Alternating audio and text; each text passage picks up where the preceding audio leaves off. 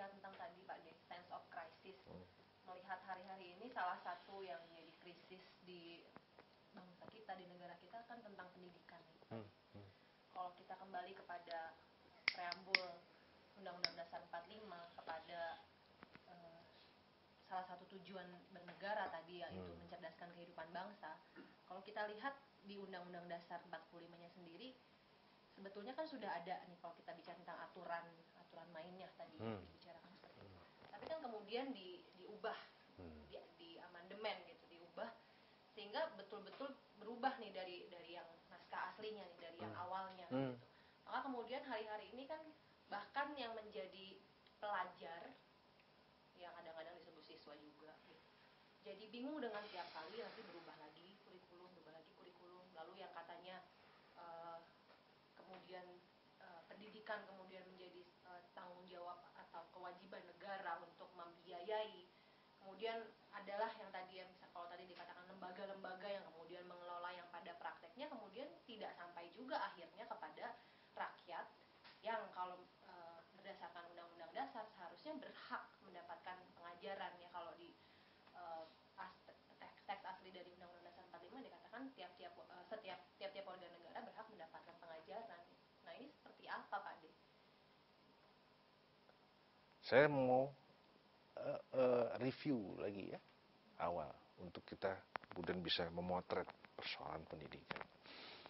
Saya sudah mengatakan tadi bahwa jika Indonesia itu adalah satu anatomi tubuh manusia, ya kan? Maka saya ingin mengatakan bahwa Pancasila itu ruhnya. Ya? Saya ulang lagi, Pancasila itu ruhnya. Preambul Undang-Undang Dasar 45, pembukaan itu adalah kepalanya.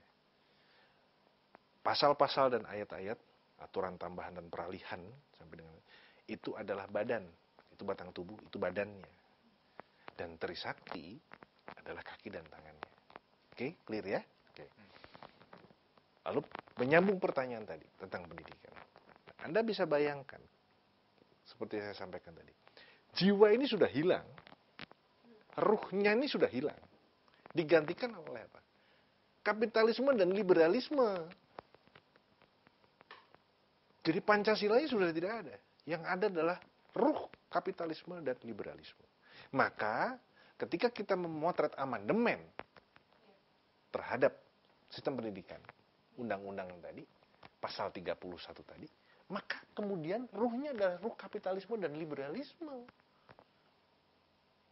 Kan seolah-olah nampak mulia ketika ada penegasan pemerintah harus menyediakan pendidikan untuk sekolah dasar.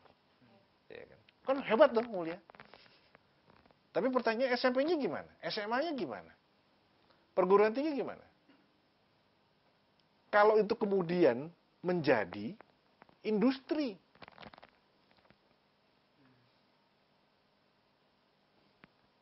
di sini dibiayai, oke, anggaran 20%. Gitu kan. Apapun kondisinya, anggaran harus 20%. Ya kan? Dan padahal ketika dibuka kemudian APBN kita, kalau disedot 20% ke sana, sektor lain nggak bisa berkembang. Dan kebanyakan akhirnya 20% ini tidak tercapai. Artinya apa? Pemerintah sudah inkonstitusional, berarti kan gitu. Karena 20% itu besar loh dari APBN, itu besar loh nilai itu. Ya kan? Nah, saya nggak mau bicara praktek dulu di lapangannya seperti apa, tapi semangatnya dulu. Maka kita akan ketemu. Gitu. Pendidikan SD, pendidikan dasar itu kemudian ditanggung oleh pemerintah. Artinya free, semuanya harus bisa mendapatkan kesempatan yang sama. Tapi kemudian perguruan tinggi diliberalisasi, dikapitalisasi. Dulu ada PTN-PTN kan, perguruan tinggi negeri yang kemudian ini oleh pemerintah, disubsidi oleh pemerintah. Bahasanya kan begitu. Hari ini kan dicabut. Kenapa? Karena di SD masih murah biayanya. Kalau di sini kan udah mahal, di sini duitnya gede, makanya dikapitalisasi. Di sini seolah dibuka, di sini dikuasai. Ini kan siasat. Jadi sebenarnya sedang membuka pasar baru buat di atas. Ya? Persis. tataran pasar. Iya, SMP, SMA, SMA itu mekanisme pasar. SD memang seolah-olah bahwa kemudian prakteknya lebih parah, ternyata tidak juga begitu. Repot. Kalau Anda bicara kurikulum pergantian itu murni bisnis kok. Kalau nggak percetakan kan nggak nyetak buku baru. Iya dong. Kalau ada pergantian kurikulum kan nyetak buku baru, duit lagi, tender lagi, bagi-bagi duit lagi. Yang semangatnya itu, kapitalisme dan liberalisme itu. Kalau dulu di zaman saya masih bisa pakai buku kakak saya. Beli buku sekali sampai adiknya bisa pakai semua gitu loh. Artinya hemat. Dan ya produknya seperti saya juga nggak bego-bego banget rasanya kan gitu. Ya kan saya kan produk pendidikan jadul gitu kan, nggak bego-bego amat rasanya kan gitu. Jadi artinya bahwa kalau kita melihat mekanisme tadi, bagaimana penyelenggaraan pendidikan hari ini, kita harus melihat bahwa jiwa, ruhnya, itu sudah ruh kapitalisme liberalisme, bukan ruh Pancasila. Karena kalau dia masih menggunakan ruh Pancasila, maka kita memahami mencerdaskan kehidupan bangsa tadi, dalam konteksnya apa yang saya jelaskan di awal. Jadi, ada proses ajar, belajar. Gitu. Jadi, bukan sekedar mendidik, tapi ada proses belajar dan mengajar yang terjadi dalam konteks agar dia menjadi cerdas. Bukan sekedar mendidik dia agar dia menguasai keilmuan anu, dididik untuk keilmuan saja. Tetapi sementara dia hanya dipersiapkan untuk masuk lagi-lagi di pasar tenaga kerja. Dan orientasinya menjadi berbeda. Sistem pengajaran itu melahirkan orang-orang yang cerdas. Orang-orang yang cerdas itu adalah orang-orang yang berkarya. Sementara bicara sistem pendidikan menghasilkan orang-orang yang bekerja. Targetnya apa? Duit. Semata-mata bekerja untuk apa? Cari uang. Kalau yang sini mencerdaskan, itu karya. Dia bicara dalam konteks bagaimana memanusiakan dirinya, memanusiakan manusia lain, memuliakan manusia. Itu karya. Anda kan bisa lihat turunannya begitu jauhnya kan. Penyimpangan itu begitu jauhnya kan. Pengkhianatan itu begitu masifnya dilakukan. Dan paling parah tadi, ketika ruhnya sudah berganti. Jadi, ya Indonesia yang ada hari ini adalah Indonesia yang kesurupan gitu loh. Kesurupan kapitalisme liberalisme. Karena tadi ruh Pancasilanya sudah tidak lagi menjadi energi yang menghidupi. Memberikan kehidupan di dalam konteks bertanah air, berbangsa dan bernegara. Sudah tidak mendarah daging, Pak. Oh ya, pasti. Karena ruh itulah yang kemudian memberikan arti pada setiap hidup. Kan tadi, kuciptakan kau dari segenggam tanah dan kutiupkan ruhku kepadamu. Kalau nggak ditiupkan ruhnya mati kan gitu.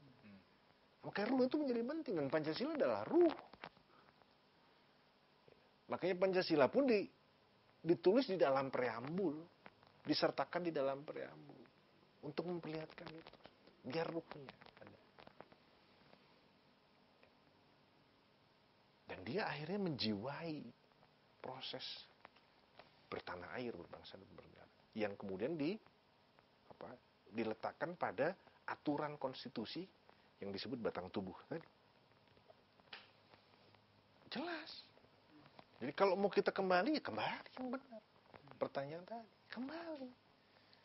kembalikan kepada fondasinya, fundamen dasarnya, kembalikan kepada tata caranya, tata cara bernegaranya, kembalikan kepada tadi institusi-institusi kelembagaannya sesuai dengan amanat cita-cita proklamasi kemerdekaan 17 Agustus 45. Jadi harus kembali ke situ dulu. Dan perlu satu kerendahan hati untuk mengakui itu sebagai sebuah kesalahan. Kalau kita ingin bangkit dari keterpurukan. Nah, soal pemerintah hari ini bisa atau tidak, ya saya juga nggak tahu. Gitu. Karena kalau dalam bahasa Islamnya, inna amalu biniyat. Niatnya ada enggak? Kalau niatnya masih untuk kepentingan pribadi, kelompok, golongan, ya saya repot. Tapi kalau niatnya bulat, ditaruh untuk kepentingan tadi, tanah air, bangsa dan negara, selesai kok.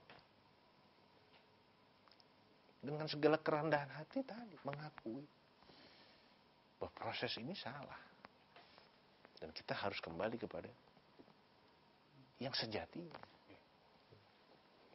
Tapi begini Pak De, berbicara mengenai pendidikan tadi ya Pak De, artinya adanya subsidi yang saya ketahui itu untuk tatanan SMP, SMA dan perkuliahan itu masih ada kok Pak De, mengenai apa subsidi dalam bentuk beasiswa dan segala macam itu masih ada kok yang saya ketahui.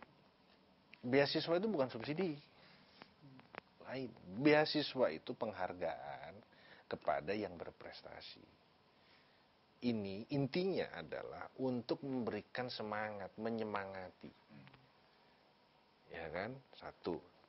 Itu yang pertama. Yang kedua, juga untuk memberikan kesempatan bagi mereka yang tidak mampu.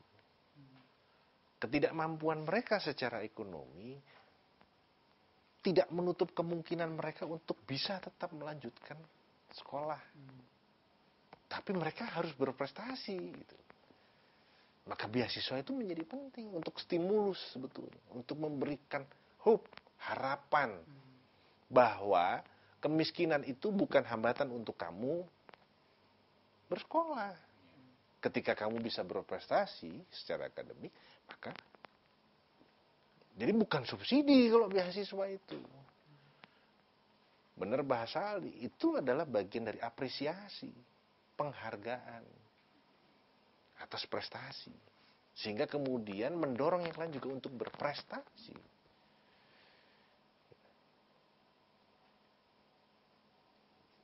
Jadi bukan subsidi. Kalau subsidi itu nggak melihat si A, si B, si C, si D, ada pengecualian, semua.